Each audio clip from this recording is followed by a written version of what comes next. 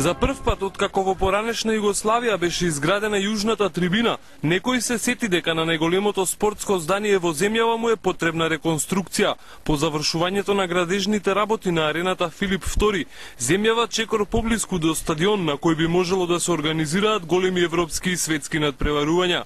Медиумите од регионот уште пред завршувањето на северната трибина пишуваа дека македонците градат објект со кој можат да се гордеат. Хрватски индекс, воодушевен од новиот изглед на северната трибина и целата арена, пишува дека Филип II е далеку поубав стадион од нивниот Максимир. Македонската бомбонера сега ќе има капацитет од 30.000 гледачи и ќе ги исполнува строгите УЕФА и ФИФА стандарди.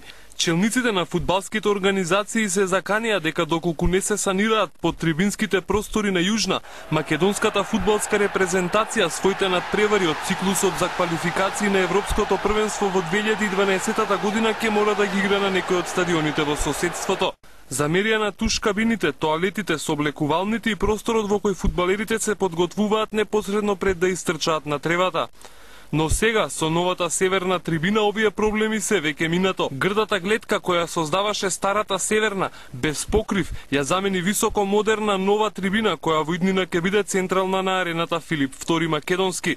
За нејзината реконструкција, државата потроши 14,5 милиони евра и е дел од проектот за целосна реконструкција.